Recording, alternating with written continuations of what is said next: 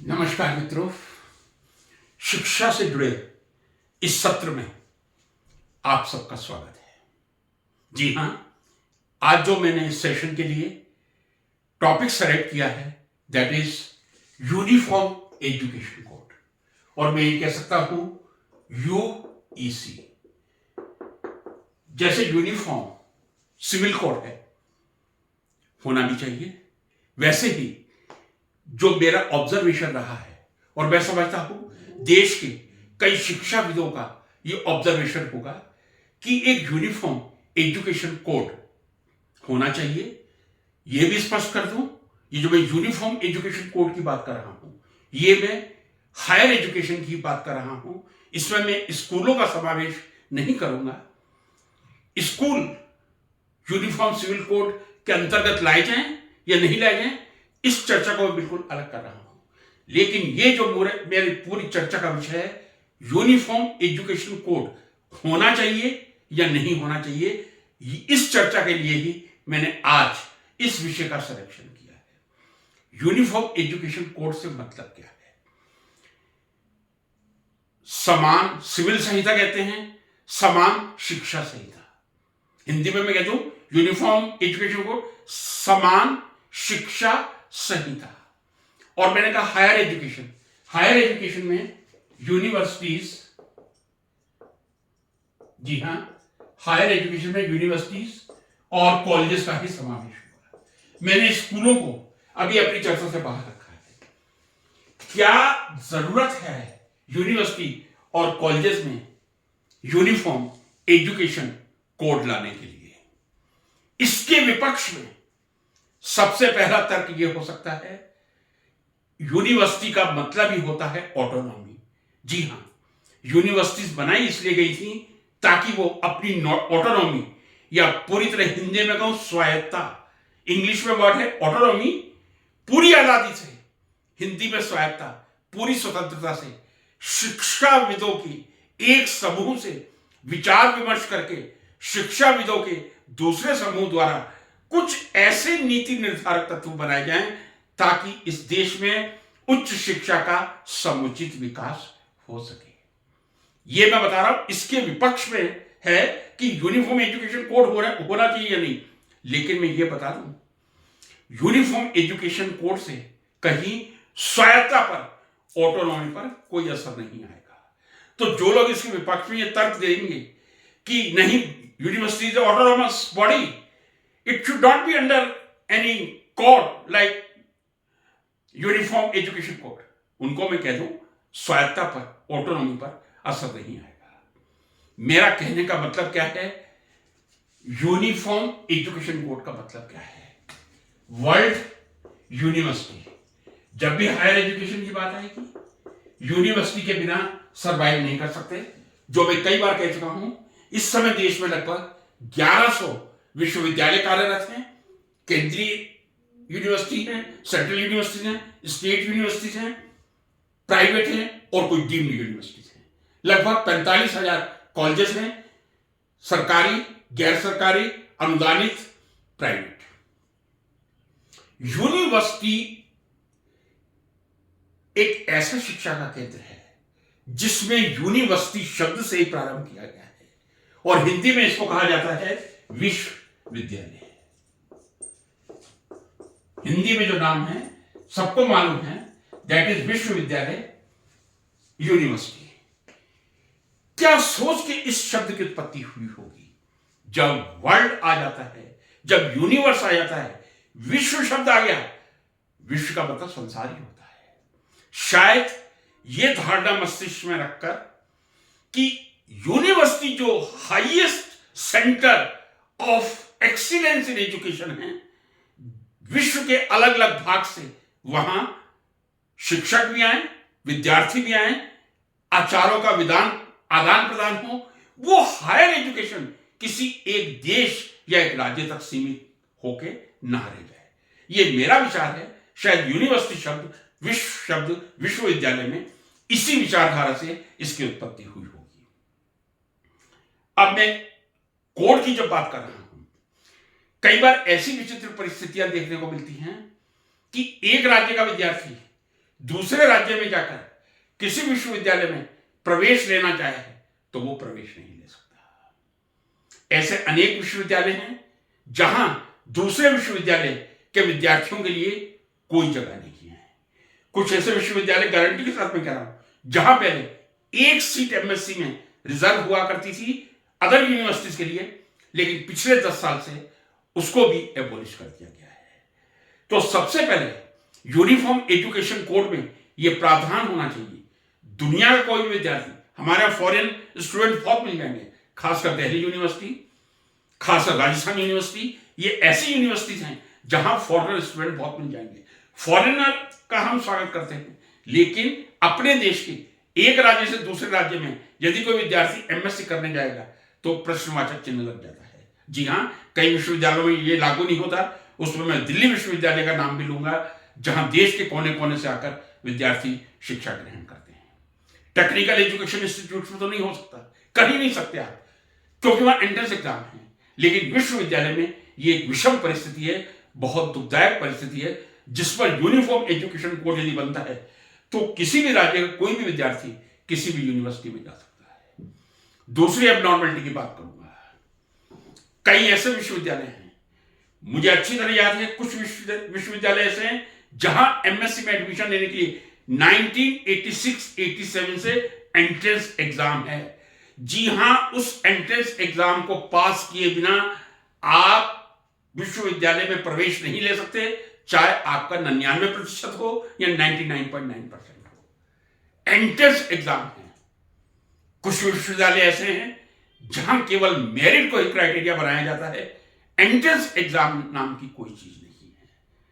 Higher education में एक राज्य से दूसरे राज्य में इस तरह की विसंगतियां, एनामोली होना कितना सार्थक है, कितना सही है, जरा आप विचार कीजिएगा। कई ऐसे राज्य हैं, राजस्थान का मैं उदाहरण लूंगा, जहां तक मेरी मेमोरी सही है 1988 से वहां पीटीईटी का एग्जाम किया गया था, pre teaching entrance test. B Ed में एडमिशन यदि आपको लेना है, आपको पीटीईटी क्लियर करना पड़ेगा, चाहे आपका ग्रेजुएशन पोस्ट ग्रेजुएशन में 99% ही क्यों ना हो। 1988 से मुझे याद है, एक साल आगे हो सकता है या पीछे हो सकता है, लेकिन एक साल से ज्यादा का अंतर नहीं होगा। कई राज्य ऐसे हैं जहां आज भी कोई एंट्रेंस एग्जाम नहीं लिया जाता, केवल मेरिट बेस पे उनको बीएड में प्रवेश दे दिया जाता है। हायर एजुकेशन में एक राज्य से दूसरे राज्य में यह विसंगति कितनी अच्छी लगती है। क्या आप इससे सहमत हैं कि एक राज्य का विद्यार्थी दूसरे राज्य में प्रवेश लेने जाए, उसे प्रवेश ना मिले? एक राज्य में बीएड करने के लिए पीटीईटी लगा हुआ है, एक राज्य में एमएससी, एमए, एमकॉम करने के लिए एंट्रेंस लगा हुआ है, दूसरे राज्य में मेरिट बेस से। क्यों इस तरह की एनामोली चल रही है? यूजीसी 1956 में जिस बॉडी की स्थापना यूनिवर्सिटी ग्रांट्स कमीशन के नाम से की गई थी, उसका कार्य विभिन्न यूनिवर्सिटीज को एफिलिएशन देना तो है, लेकिन समय समय पर इस प्रकार के प्रावधान करना भी है, नियम बनाना भी है कि प्रवेश का नियम क्या हो, क्यूरिकुलम क्या हो और किस प्रकार की परीक्षा पद्धति हो। सिलेबस में एक आमूलचूल परिवर्तन करने की बात की गई थी। लगभग 8 वर्ष पहले यूजीसी ने एक फतवा जारी किया था, सभी यूनिवर्सिटीज ने एक स्टेटमेंट निकाला था कि यूजीसी के गाइडलाइंस से सिलेबस में परिवर्तन होना चाहिए, सेमेस्टर सिस्टम कंपलसरी होना चाहिए हर यूनिवर्सिटी में। हो गया, लेकिन मुझे एक बहुत पुराना शेर याद आ रहा है जो मैं अक्सर बोला करता था आज से 40 साल पहले। पंछी ये समझते हैं चमन बदला है, पंछी ये समझते हैं चमन बदला है, चमकते हैं सितारे गगन बदला है, शमशान की खामोशी मगर कहती है लाश वही है, सिर्फ कफन बदला है। एक बार पुनः रिपीट करना चाहूंगा, पंछी ये समझते हैं चमन बदला है, चमकते हैं सितारे गगन बदला है, शमशान की खामोशी मगर कहती है लाश वही है, सिर्फ कफन बदला है। सेमेस्टर सिस्टम तो आ गया, मजबूरी में हर यूनिवर्सिटी ने लागू कर लिया, चाहे उसके पास स्टाफ है या नहीं, क्योंकि यूनिवर्सिटी का फतवा था। लेकिन सिलेबस कितना परिवर्तित हुआ है, क्या कभी यूनिवर्सिटी की टीम ने किसी विश्वविद्यालय में जाकर देखने का प्रयास किया है? आज से 40 साल पहले जो सिलेबस था वही यदि आज की तारीख में पढ़ाया जा रहा है, और वो भी कोर पेपर्स के रूप में, इलेक्टिव की बात नहीं कर रहा। हायर एजुकेशन वाले समझ रहे इस बात को, कोर पेपर क्या होता है, इलेक्टिव क्या होते हैं। यदि 40 साल पुराना सिलेबस आज कोर पेपर्स के नाम पे पढ़ाया जा रहा है, तो किस प्रकार के परिवर्तन की आपने बात की थी? क्या यूजीसी का ये अधिकार तो है, कर्तव्य नहीं बनता कि वो समय समय पर विभिन्न विश्वविद्यालयों के सिलेबस का मूल्यांकन करे? क्या उन्होंने जो फतवा जारी किया है उसकी पालना हुई भी है, या केवल सेमेस्टर सिस्टम अपनाकर वही पुराने सिलेबस को नया चौला पहनाकर 2 भागों में डिवाइड करके विद्यार्थियों को पढ़ाया जा रहा है? यूजीसी का यह कर्तव्य बनता है। और यदि यूजीसी इसमें असमर्थ महसूस होती है, फिर मैं यही कहूंगा, यूनिफॉर्म एजुकेशन कोड बनना चाहिए। यूनिफॉर्म एजुकेशन कोड बनेगा तो दिल्ली विश्वविद्यालय में भी एमएससी के सिलेबस का वही स्तर होगा जो बनारस हिंदू विश्वविद्यालय में है, जो आईआईटीज में है। आईआईटीज के एमएससी का जो सिलेबस है, दिल्ली यूनिवर्सिटी है, बनारस हिंदू यूनिवर्सिटी है, सेंट्रल यूनिवर्सिटीज है। क्योंकि सेंट्रल यूनिवर्सिटीज में मुझे कई जगह बोर्ड ऑफ स्टडीज का मेंबर रहने का मौका मिला है, दिन रात का अंतर आपको दिखाई देगा। मैं कह रहा हूं कुछ स्टेट यूनिवर्सिटीज ऐसी हैं जो 50 साल पुराना, मैं 40 भी गलत बोल गया था, 50 साल पुराना सिलेबस पढ़ा रही हैं। किस तरह की शिक्षा हम विद्यार्थियों को दे रहे हैं, इसकी चिंता कौन करेगा? क्या कभी यूनिफॉर्म एजुकेशन कोड की बात, या यूजीसी द्वारा इंस्पेक्शन की बात, क्या यूजीसी द्वारा विभिन्न सिलेबस को देखने की बात कभी की गई है? क्या यूजीसी ने कभी यह देखा है कि एमएससी तो ऐसी डिग्री है जहां इंग्लिश के अलावा और कोई भाषा हो ही नहीं सकती? मातृभाषा हिंदी प्यारी मुझे भी है, लेकिन वो प्यार में हिंदी का, मातृभाषा का प्यार अपने विषय से बाहर रखूंगा। विषय में कुछ शब्द जरूर बोलने का प्रयास करूंगा, लेकिन जहां तक सब्जेक्टिव नॉलेज है, जहां तक केमिस्ट्री की नॉलेज है, वो केवल इंग्लिश में ही दी जा सकती है।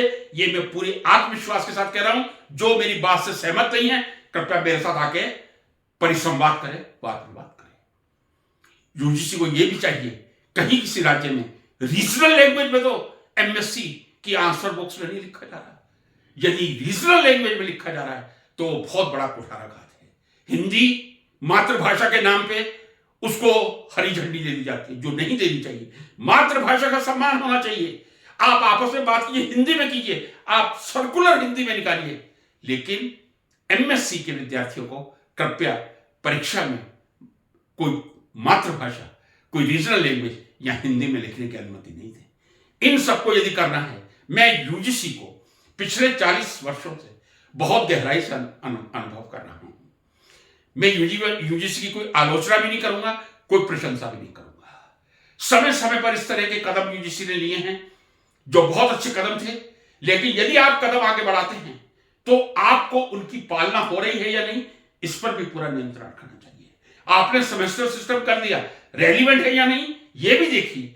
सिलेबस वास्तव में परिवर्तित हुआ है या नहीं ये भी जाकर देखिए। ये तभी होगा जब यूनिफॉर्म एजुकेशन कोड बनेगा। क्या कभी शिक्षा मंत्री जी ने, क्या कभी प्रधानमंत्री जी ने इस प्रकार की कोई चेतना अपने अंदर जागृत करने का प्रयास किया है? वैसे देश के प्रधानमंत्री जी ने गुजरात यूनिवर्सिटी से बीए की डिग्री प्राप्त की हुई है। मैं समझता हूं बीए की डिग्री में ही इतने चक्षु खुल जाते हैं कि वो उच्च शिक्षा को, और प्रधानमंत्री जी की दिव्य दृष्टि का तो कोई उदाहरण दूसरा विश्व में मिलना संभव नहीं है।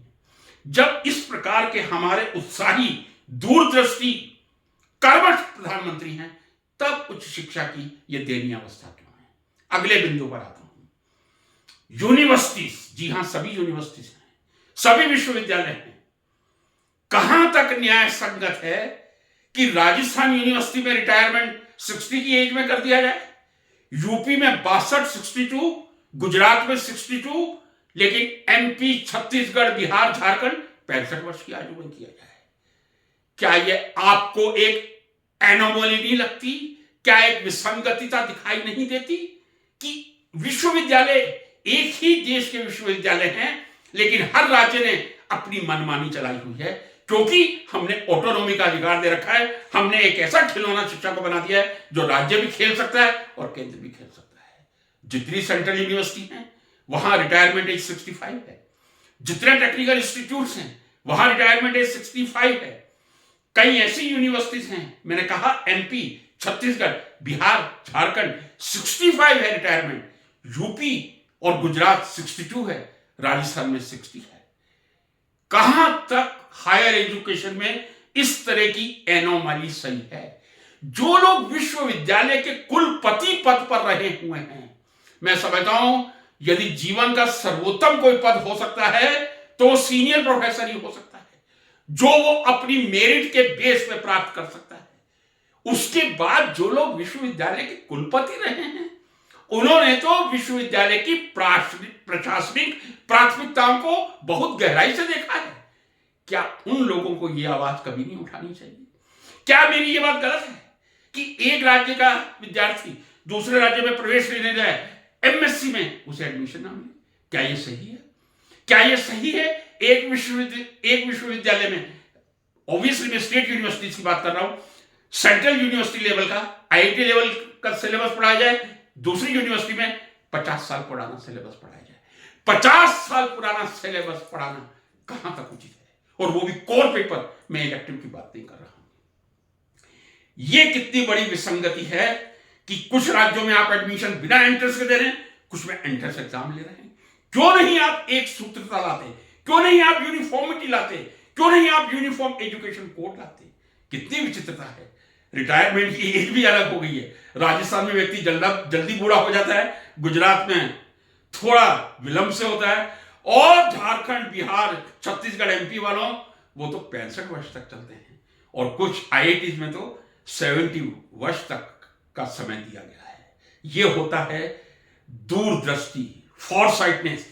किस तरह एक शिक्षक के, जो उसने जीवन भर शिक्षा को ग्रहण करके और विद्यार्थियों को शिक्षित करके अनुभव प्राप्त किया है, उसका उपयोग किया जाए। इसका सुंदर उदाहरण सेंट्रल यूनिवर्सिटी, आईआईटीज और टेक्निकल यूनिवर्सिटीज हैं। जो भी हो, चलिए मैं फिर कह रहा हूं, स्टेट यूनिवर्सिटी में 60 करनी है, हर स्टेट यूनिवर्सिटी में 60 होनी चाहिए। 62 करनी चाहिए, हर स्टेट यूनिवर्सिटी में 62 होनी चाहिए। 65 करनी है, हर यूनिवर्सिटी में 65 होनी चाहिए। इस एनोमली को खत्म करना चाहिए, और आप सब मेरे से एग्री करेंगे, यह एनोमली तभी खत्म होगी जब एक यूनिफॉर्म एजुकेशन कोड लाने का प्रयास इस देश के शिक्षा मंत्री इस देश में करेंगे। यह मेरी हाथ जोड़कर एक निवृत्त शिक्षक के एक्सपीरियंस के आधार पे, अनुभवों के आधार पे, जो मैंने अनुभव किया है आपके सामने रखा है। उचित लगे कमेंट जरूर कीजिए, लाइक करें, शेयर करें।